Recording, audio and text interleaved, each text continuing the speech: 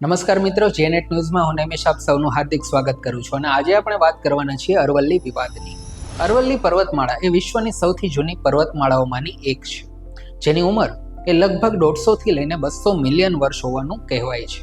ઐતિહાસિક રીતે આ સાંકળ એ રાજસ્થાન, હરિયાણા, દિલ્હી અને ગુજરાતમાં ફેલાયેલી હતી અને ઉત્તર ભારતને રણ પ્રદેશથી બચાવતી એક કુદરતી દિવાલ તરીકે કાર્ય કરતી હતી.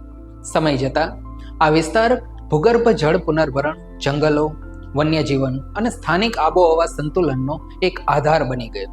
દિલ્હી એનસીઆરના પવન, વરસાદની પેટર્ન અને પાણીની ઉપલબ્ધતામાં અરવલ્લીની ભૂમિકા એ નોંધપાત્ર રહી હતી.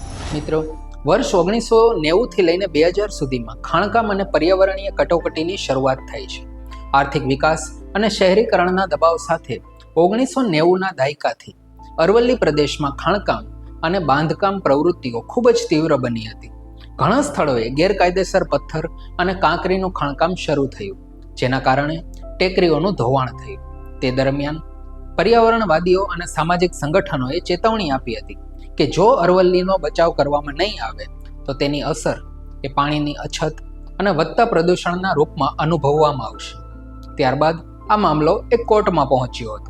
મિત્રો, સુપ્રીમ કોર્ટ અને પ્રતિબંધોનો યુગ એ 2000 થી લઈને 2018 સુધીનો ગણવામાં આવે છે. આ સમયગાળામાં સુપ્રીમ કોર્ટે અને નેશનલ ગ્રીન ટ્રિબ્યુનલે ઘણી વખત અરવલ્લી પ્રદેશમાં ખાણકામ પર કડક અવલોકનો અને પ્રતિબંધો લાદ્યા હતા.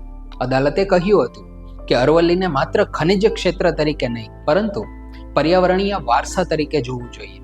ઘણા રાજ્યોને ખાણકામ બંધ કરવા અને સંરક્ષણ યોજનાઓ અમલમાં મૂકવાનો નિર્દેશ આપવામાં આવ્યો, પરંતુ જમીન પરની ગેરકાયદેસર પ્રવૃત્તિઓ સંપૂર્ણપણે બંધ થઈ જ નહીં.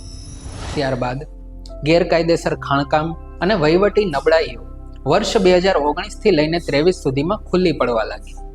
અરવલ્લી પર્વતમાળામાં વ્યાપ્ત ગેરકાયદેસર ખાણકામની સમસ્યા એ માત્ર પર્યાવરણીય વિનાશ જ નહીં, પરંતુ વહીવટી તંત્રની નિષ્ફળતાનું એક પ્રતીક બની ગઈ.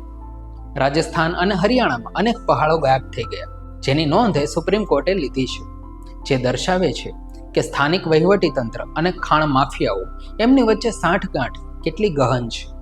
પોલીસ અધિકારીઓ પરના જીવલેણ હુમલાઓ એ સાબિત કરે છે કે ગુનેગારોમાં કાયદાનો ડર ઓછો થઈ રહ્યો છે, જેના કારણે પ્રશ્ન એ માત્ર નવા કાયદા બનાવવાનો નહીં, પરંતુ અસ્તિત્વમાં રહેલા કાયદાઓના ચુસ્ત અમલીકરણ અને કડક પગલાં લેવાનું છે.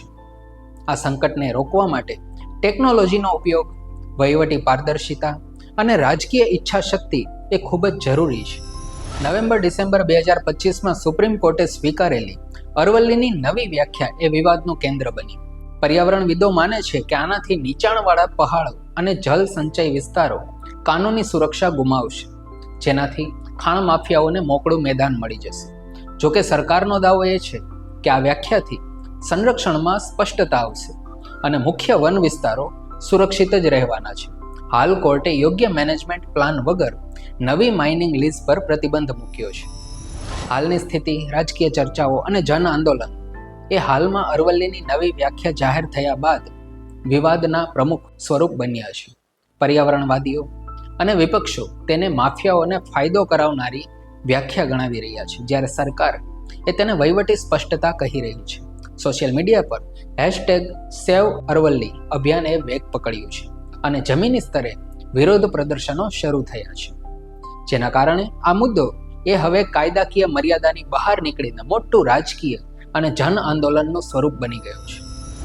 હાલમાં સુપ્રીમ કોર્ટના નિર્ણય બાદ હવે પુનર્વિચાર અરજીઓ દાખલ કરવામાં આવી છે, જેના પર કોર્ટનો આગામી ચુકાદો અરવલ્લીના ભવિષ્ય માટે નિર્ણાયક સાબિત થશે. નિષ્ણાંતો ભાર મૂકે છે કે આગામી નીતિ એ વૈજ્ઞાનિક તથ્યો અને પર્યાવરણીય વાસ્તવિકતા પર આધાર હોવી જોઈએ. સરકાર માટે અત્યારે સૌથી મોટો પડકાર એ વિકાસની જરૂરિયાતો અને પ્રકૃતિના સંરક્ષણ વચ્ચે સંતુલન જાળવીને ગેરકાયદેસર ખાણકામ એ નાબૂદ કરવાનું છે. આ અંગેની કાનૂની અપડેટ્સ માટે તમે સુપ્રીમ કોર્ટની સત્તાવાર વેબસાઇટની મુલાકાત લઈ શકો છો. મિત્રો, આજે અરવલ્લીનો મુદ્દો એ માત્ર પર્વતો અથવા ખાણકામ સુધી મર્યાદિત નથી, પરંતુ તે આવનારી પેઢીઓના પાણી, હવા અને જીવનની ગુણવત્તા સાથે જોડાયેલો છે.